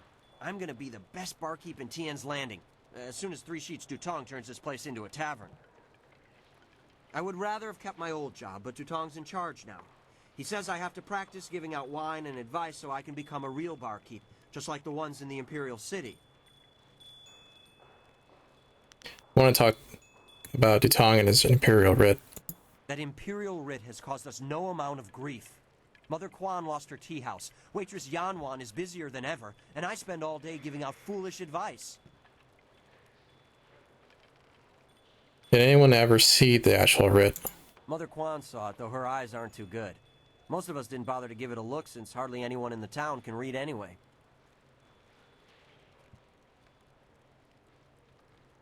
I think the writ was a forgery. What? You mean it wasn't real? That means Mother Quan should still own the tea house. Problem is, Dutong's already shown everyone the writ and now he's got it locked away. If you're right, he'd never bring it out again. There's no way to prove he cheated Mother Quan. Maybe I can make Dutong confess. That might work.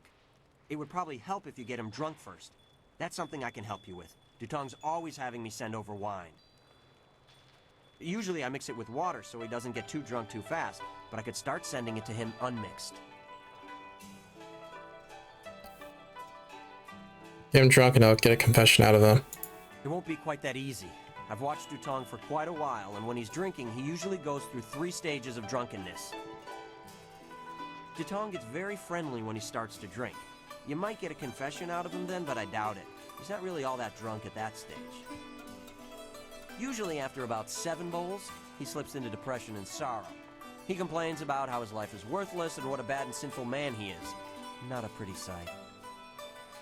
By the 9th glass, he starts to get paranoid. You can't really talk to him then. Usually around that time, I try to slip a restorative potion into his glass to sober him up.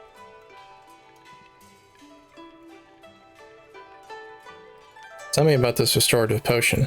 The restorative tastes pretty foul, but it does the job. Works instantly and makes a man sober as an imperial judge. Dutong's guard keeps a vial handy at all times, just in case. The guard gave me a few vials so I could slip them into Dutong's wine when he starts to get paranoid. Keeps him from getting out of hand.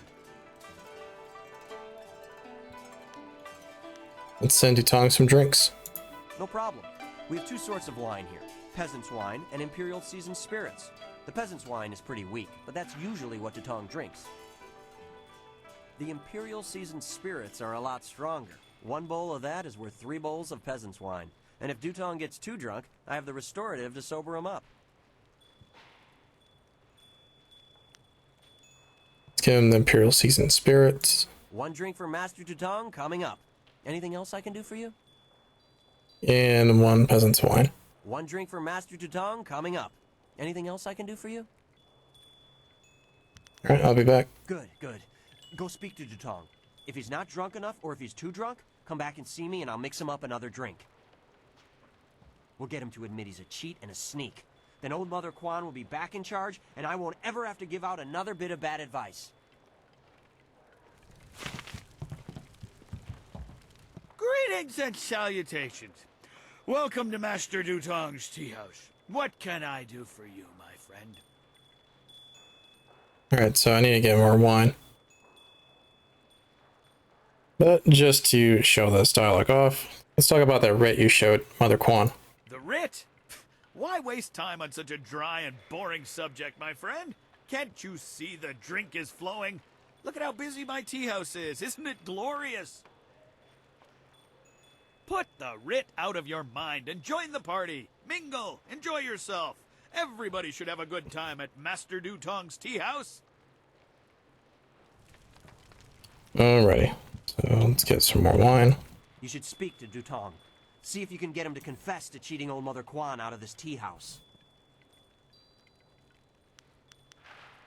Dutong gets very friendly when he starts to drink. You might get a confession out of him then, but I doubt it. Usually after about 7 bowls. 7 bowls, okay. So I should have done 2 Imperial seasoned spirits and then 1 more bowl of peasant wine. The restorative tastes... No problem. So this, yeah, I've done 4 bowls, so I just need 3 more.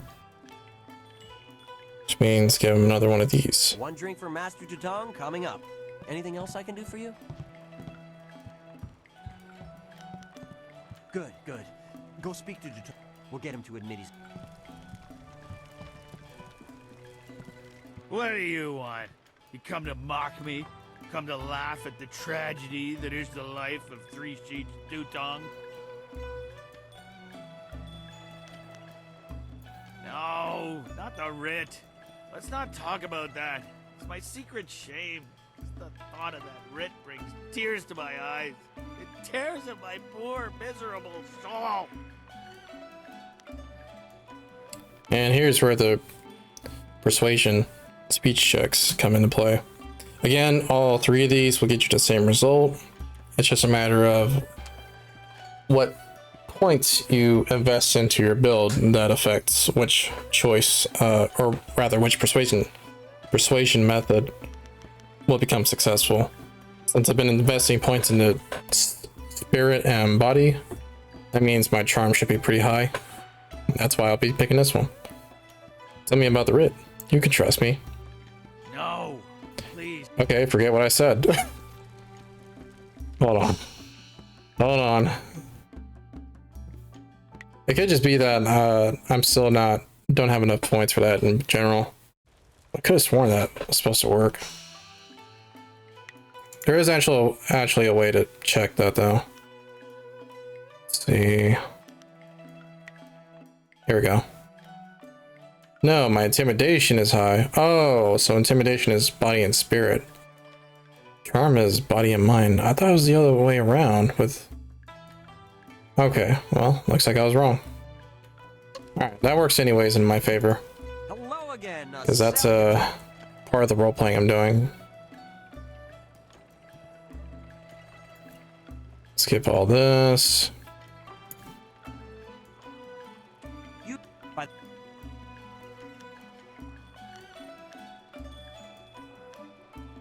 Oh, no, we're still good. One drink for Master Tutong coming up. Anything else I can do for you? Good. We'll get him to it. And I'm just gonna go ahead and click save now in case I need a another gem in my amulet to make this easier. What do you want? You come to mock me? No, not the... So intimidation should work. Tell me the truth about that writ worm. No. Yeah, that's just it. It's just not high enough. Let's see.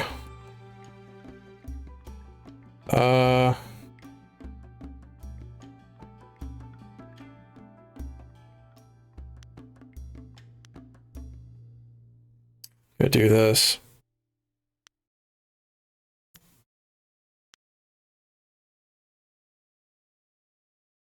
Yeah, let's just do this. Select this. More discord in your heart to use this gem. Okay, never mind.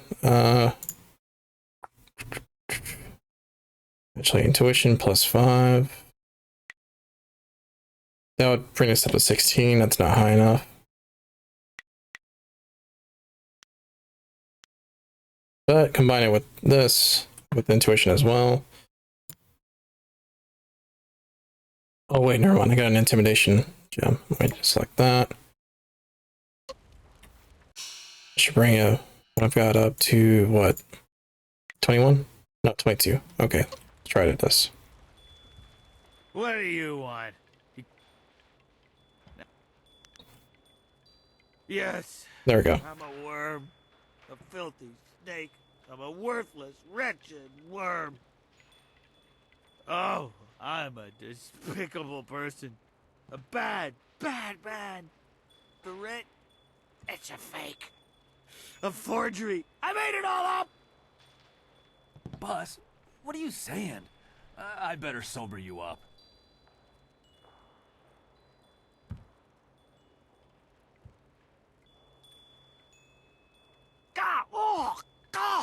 Oh, I hate that restorative potion. Oh, that stuff tastes like vomit baked in a glaze of goat hair and garnished with a sprinkling of horse dung. And now I have the strangest memory, as if I... Oh no. Did I say anything to you, stranger? Anything about, oh, I don't know, an imperial writ? Nope, not a thing. Yes, he told me it was fake. What? No, I never said any such thing. I heard what you said, Dutong. I knew you cheated Mother Quan out of this place, and now we have proof. You can't get out of this now. Ah, I see what you're after. Oh yes, Three Sheets Dutong was not born yesterday, or the day before that. Indeed, we are speaking the language of commerce. I will give you a great deal of silver to keep this little secret from getting out. Lots of silver for both of you, if you keep quiet about this. I don't know, Dutong. I could really use the silver, but Mother Quan is such a nice old lady, I'm just not sure what to do. Now this is a way of the open palm choice. This is what I always pick. But let's change things up a bit. Give us the silver, Dutong, and we won't say anything. Yeah, okay. I guess that's a smart thing to do. Give us the silver and we'll keep quiet. He has no loyalty. Here you go. Yes, yes, take it. And now I consider this matter done with. Now please go away. I have a pounding headache. I can't believe you would do that. Sometimes I wonder if you and I were trained by the same master at all. Oh yeah. The hate flows through me.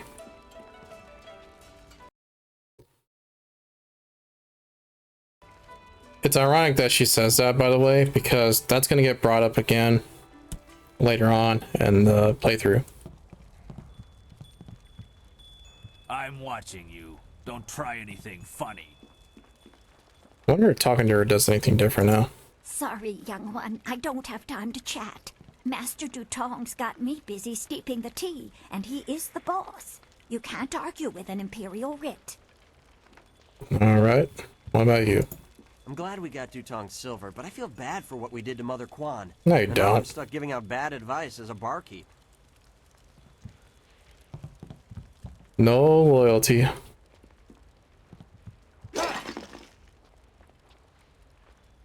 My cousin disappeared last month. Nobody knows for sure, but I bet the pirates took him. I hoped Minister Shang had come here looking for a wife, but all he wants is to get back to the Imperial City.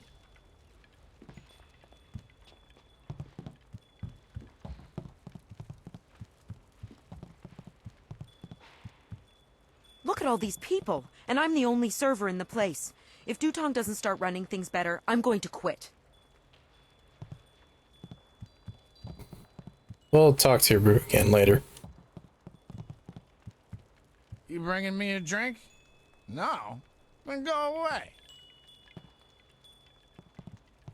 Look at these town folk glaring at us. It ain't our fault we're stuck here. That waitress is a fine-looking wench, ain't she? Doesn't like sailors much, though.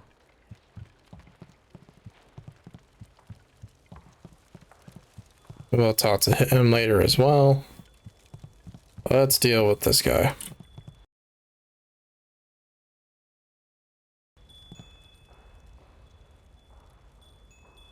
Leave Zhang alone. Zhang, you can't stay up here forever. This isn't your home. You need to come back with me to the farm. No. Zhang not want to go home. Zhang doesn't want to see Ox. It wasn't your fault. It was an accident. I need you back at the farm. Now let's go, Zhang. No. Leave Zhang alone, or Zhang get angry and smash things. No. Please don't, Zhang. I'll just go over here and leave you alone.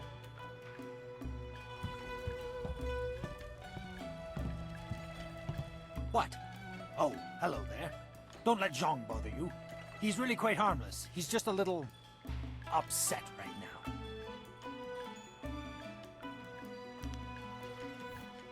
What are you doing with an ogre?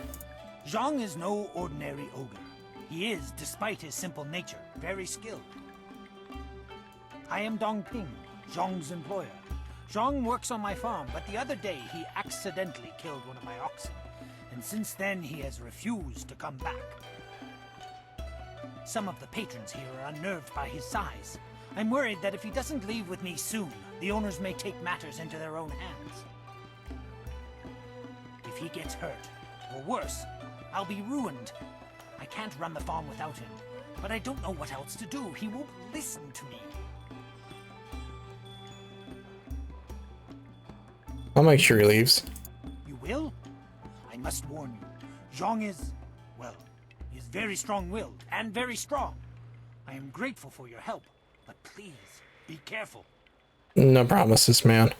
Zhang the ox carrier came by his name honestly. I would hate to see him hurt you, or anybody else for that matter.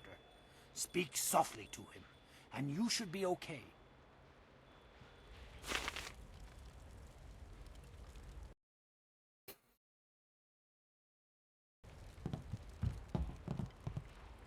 Go away. Zhang not want to speak to you. Get out of here, Song, or I'll throw you out. Zhang not want to go.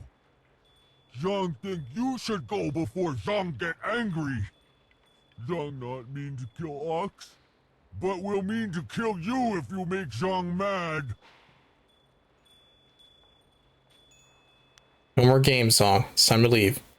Zhang no play game. Leave Zhang alone or Zhang will crush you. I will throw you and drop you on your head like I did to Ox. Ox was Zhang's friend. Zhang killed a friend and now Zhang is bad. I don't care about your dumb ox. Ox not dumb. Ox was smart.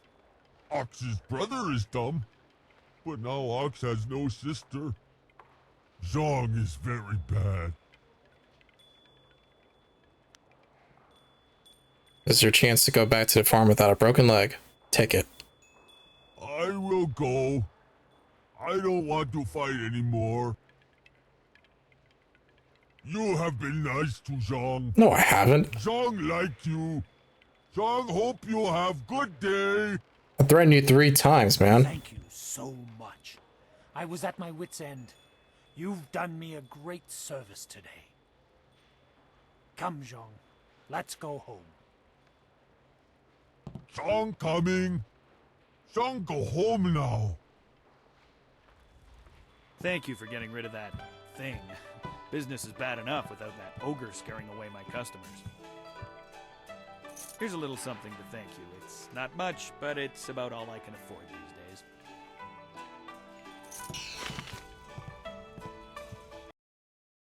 Alrighty.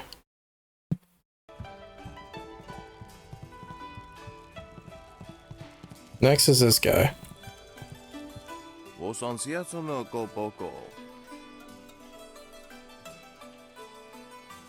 don't know if it's appropriate for me to read the lines for these guys who speak in the other language, because I don't know if this language is actually real or not.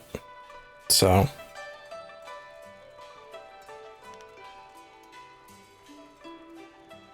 you don't look like you need much more to eat.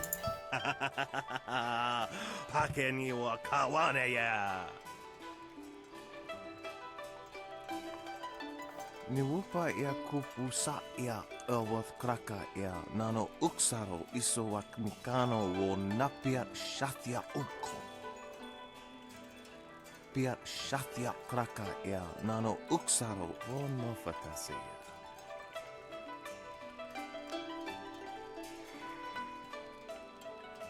Maybe you're just a bad cook. Wo noa ia sususatia son sifonia sonsi ifo. Wosoawi ani tu uksumpuno. It says nasty effect on one's constitution, but it just sounds nasty in general.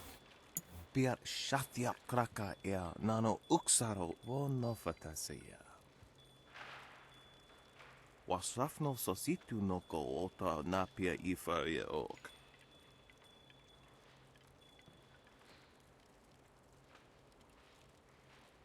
I'm not afraid of a little indigestion. Could kosi wiwa ya wo no ya ifa wiya oka wiki no. Wo noa ea sususatia son sifonia sonsi ifok. So this is just a gamble on whether or not I can survive eating 3 of his dishes. So how this little side quest works is the player will actually take damage based on which type of dish that they eat. And it affects the 3 stats, health, chi, and focus. Now, as far as I know, getting depleted of chi or focus will also cause the player to die, even though it technically doesn't lower their health down to 0. So it's just a matter of rotating the different types of dishes depending on the build. Of course, in my last playthrough of this, when I was doing a magic style build, and I just dumped all my points into chi, I just ate all chi based type dishes so that I essentially could just blast through this little challenge easily. But because I'm distributing my points evenly between health and chi, I gotta cycle between the 2. Fair enough. Here's your 300 silver. Niwupa ia kupu sa ia elwath kraka ia nano uksaro isowak mikano wo napia shathia uko.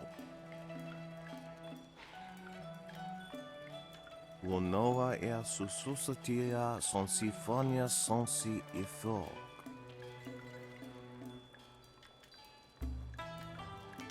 Test my body's constitution with the roasted bear heart first. Yeah. Whoa, yeah. Kukwania sinia ia. Piat shathia kraka ia nano uksaro wo nofatasia. Noko wo ifawia ok kun one ripifia.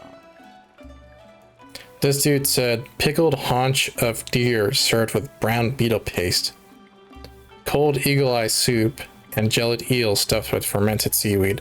Now, the last dish, jellied eel stuffed with fermented seaweed, doesn't sound too bad because it sounds to me more like sushi or sashimi or whatever that stuff's called. Just your typical seafood dish. But yeah, I mean, brown beetle paste. They might be hard in my spirit, but the jellied eels sound tasty. Ikakahia wo nokakike ia wo shathia oko uki ia ayayuya wai. Wasafno sositu noko ota napia ifaria ok. Wo kuketita sumpono sukokot awokatia wo nofatasia. Alright, so boiled ox testicles smothered in a succulent cream sauce, curdled porcupine bladder and clambered rat's milk, and raw alligator egg served in warm goat's gall. And he wonders why nobody likes his dishes. I'm feeling healthy. I'll take 2 of the testicles, please. You are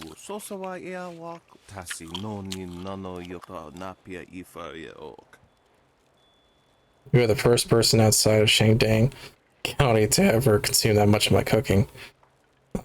Sure.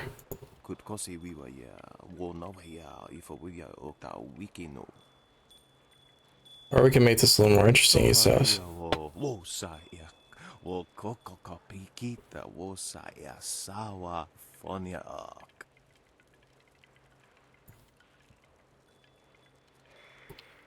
Tell me more, I might be interested.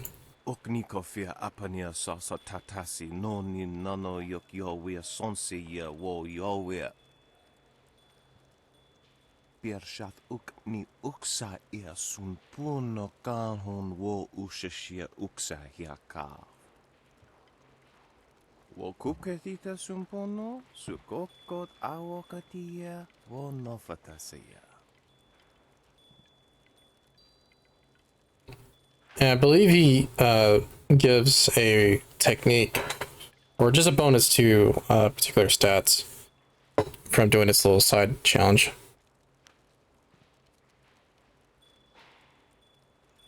I can't remember if he has to be alive, because you could technically get him to eat the dish first, poison himself, and take the money back. Here's another 300 silver. Let me try it. Yeah. Whoa, yeah. Kukwania sinya, yeah. Ika kahia wo no ka kihia ia, wo shafia oka uki ia aya yuya wa. Ni wo sosawa ia wa, tasi no ni nano yota napia ifa ia ok.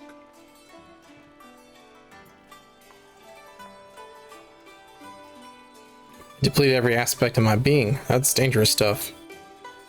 Or I could just lie.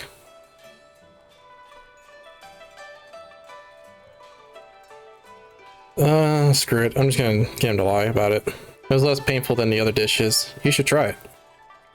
Sisa ia akawaio kupfaia wo, tuka utro. Wo mikawane ia, Ivan Kethi. Osa wawi ia napato ite ia Ivan Kethi. And then you just loot the body. Retrieve Chai-Jin's purse and a glowing gem from his corpse. Yep. The bronze tongue, yeah, that was the reward I was thinking of. I thought it was a technique, but it's actually just a gem. Alright. So I technically didn't even have to eat the food then. That's fine, it's whatever. It's an easy side challenge to do. Alright. That is all I can do at the moment in the tea house.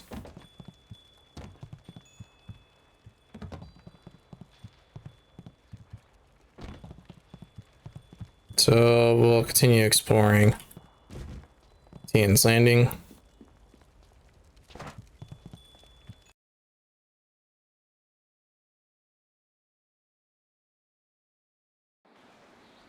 Let me check to see what my alignment is right now. Yeah, it's dead center just because in the first chapter I was getting a bunch of open palm points trying to be nice to everybody. So now that I'm doing closed fist points, getting closed fist points, it's going back down. But that also means that I've got no way to get the might not be able to complete some of the quests in this hub city. Hub area, I should say.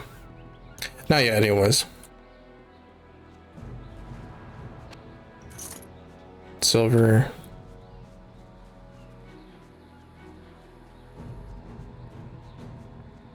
I think that's all I can get from here, right? Yep. All right.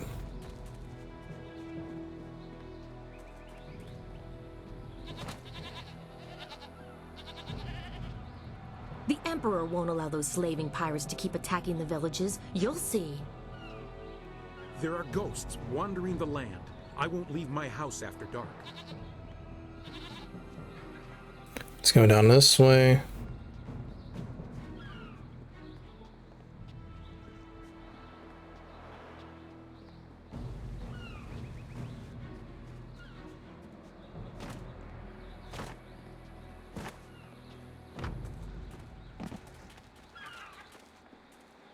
Welcome, stranger! Welcome to beautiful Tien's Landing. Isn't it a glorious day? Oh, I know, people complain and grumble, but honestly, I think they're overreacting. Things can't be that bad, right? After all, you're here. If the town was truly doomed, would we still be getting visitors? Ha, I think not. In fact, I think your presence here is a sure sign that things are looking up. Soon, all our problems will be solved. It's just like I kept saying.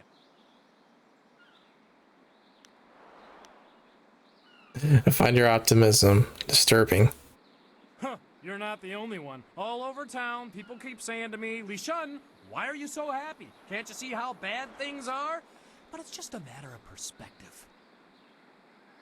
Things will get better, they always do. It's like my father used to say, the greater the problem, the greater the solution. I'm sure it'll all work out. I think you're in denial. Denial? Preposterous! Sure, half the people have moved away, and those who stayed have mostly given up hope, and the entire town is running out of food and silver. But does my optimism mean I'm in denial? Of course not! I mean, none of the buildings are on fire, right? See? Something good. Just like that, right off the top of my head.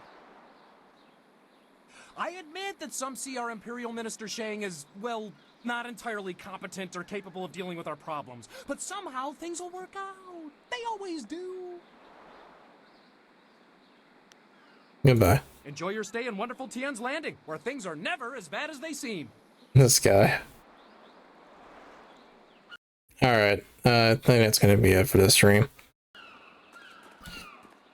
Still going to be a long way from leaving Tien's Landing soon. You technically could get away with skipping all this side content, but it'll make the future boss battles and other main quests later on in Imperial City a little more difficult to get through. So, not only that, but some of these characters are just fun to be around. You got interesting dialogue, so to speak. But yeah, let's save again.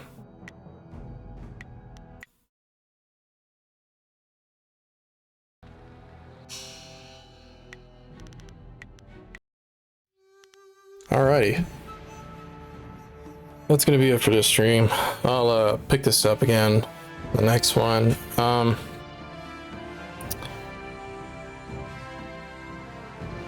Should be streaming tomorrow again. I don't think I'll stream later tonight. I've got some more coursework I want to get done. So yeah. Trying to think of what else, what's the next thing I'm going to do after I get through with this playthrough. But I'm deciding between either streaming Don't Starve together, just because that's what I've been playing a lot lately, or 3D platformer like Lunistus. We'll see. Yeah. Thanks for watching. It's been Psycho Metal. Until next time.